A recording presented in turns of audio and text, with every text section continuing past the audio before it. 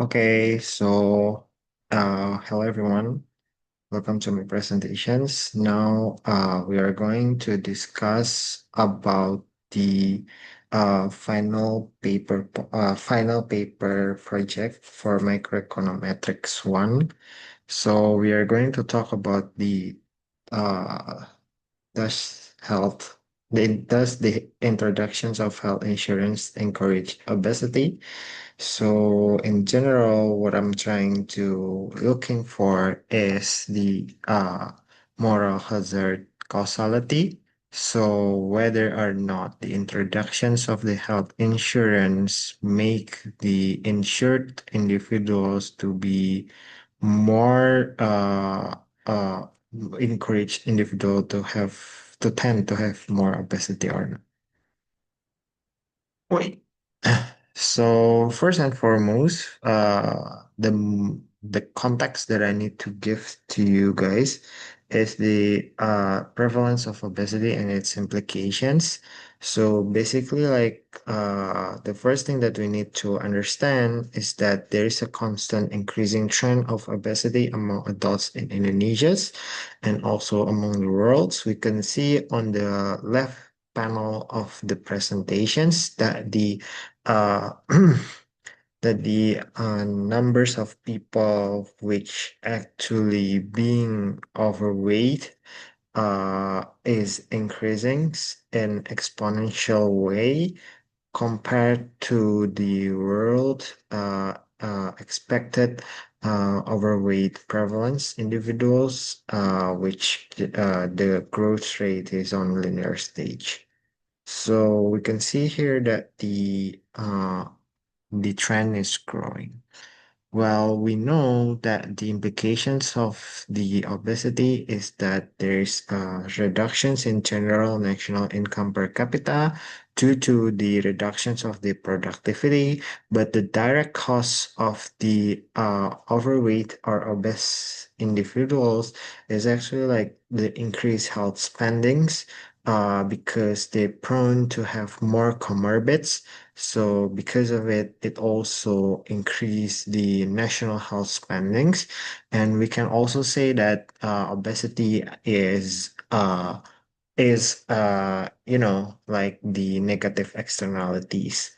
And obesities also in individual levels create reductions in wages and employment probabilities. So if individuals are being more obese, means like their wages will be lower and the probability of them to getting employed are also lower.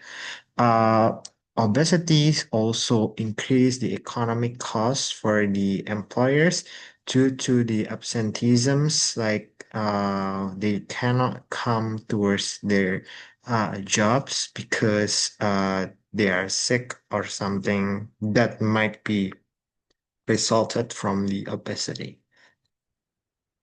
Well, in the same cases, the Indonesian government expand the healthcare insurance protections, and the historic context of the healthcare insurance development in Indonesia started in 1971 when ASKES was formed to cover only for the civil servants, and it grows till 1992 when the government introduced the jam sostek to cover formal workers, not informal yet, and also the universal protection was established in the form of SGSN, or we call it in the SGSN law in 2004, and also for the Jamkesmas in 2005, and most recently JKN or Jaminan Kesehatan Nasional in 2014 under the BPJS Kesehatan, and the healthcare insurance now become compulsory for everyone in Indonesia.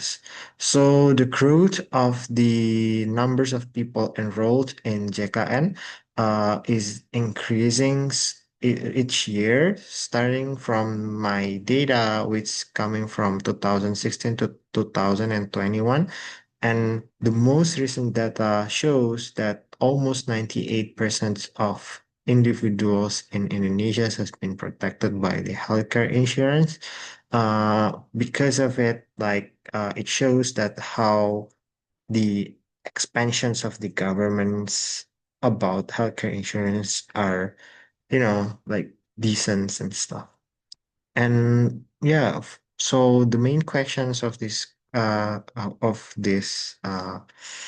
paper now is about uh does the introductions of healthcare insurance encourage individual health responsibility?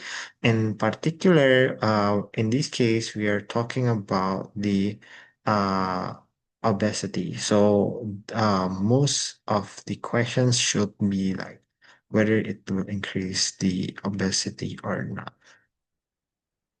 So previous study regarding the healthcare insurance and the obesity also shows that severe obesity fell 17.5% after the dependent coverage mandate, but the study was conducted under the context of the US and also having insurance associated with higher weight, but not probability of obesity. However, the data only use a cross-sectional data, hence there is no time dynamic analysis there, which might create a bias in the estimations. And also in the context of Indonesia, there's a study by Hartono et al. In 2020 where the national healthcare insurance could prevent the risk of overweight. He used the IFLS data of wave 5. However, the study only used IFLS wave 5. So because of it, it might also create a bias estimations because there is no time dynamic analysis.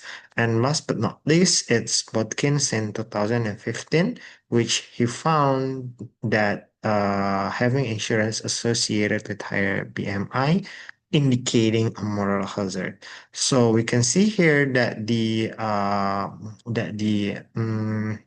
health introduction of health insurance might actually indicate a moral hazard of individuals, and the way Watkins approach the analysis is using the IV to reduce the endogeneity, but he only used the cross-section data. So most of the study are still limited on the cross-sections data. Hence, in this case, what I want to do is that to exploit the panel data, so I can do a small difference in difference. And other literature findings also shows that, yeah, there's an ex ante behaviors, there's a moral hazard, there's also exposed moral hazards and stuff. But most of the models are actually just like using either logit or log linear maximum likelihood or the difference in difference. But most of these analyses are happen outside the context of Indonesia's and most likely are done in China, US, or Australia. So because of it, what I want to do is to analyze whether or not healthcare insurance introductions encourage the obesity. So the data that I will use is the IFLS Wave 4 in 2007 and IFLS Wave 5 in 2014. Uh, so short introductions towards the IFLS is that IFLS is a nationally representative longitudinal surveys conducted by RAND and Indonesian partners covering about 13,000 households and more than 30,000 individuals across 13 provinces from 34 provinces, which together represent roughly 83% of the Indonesian populations. And one of the data modification that I have to do is calculate the BMI because there is no real value of the BMI in the FLS. So in this case, I use the common method of how do I going to calculate for the body mass index, which is weight in kilograms divided by height in meters squared. And The reasons why I use the IFLS data is because IFLS data is in the forms of panel data set, so we can express the individual time dynamic analysis. Secondly, it also contains various data, household and individuals. So the type of the variables are actually the variables are actually heterogeneous, so we can observe cross-sectional variations, so we can have more precise analysis in that terms because the heterogeneous data that is uh that is exists in the FLS. Last but not least, FLS data also have the survey consistency, so we can do a temporal comparisons between individuals too.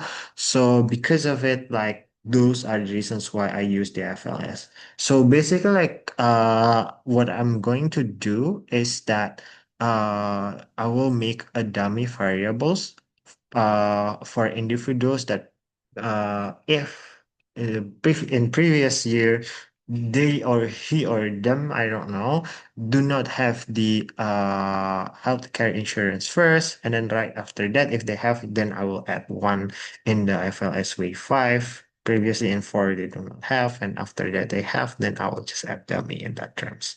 So basically, like because I can now just use the PID link to link each book and each individuals along the time, it makes me also easier to calculate the to get the data. That's the advantage of the IFLS.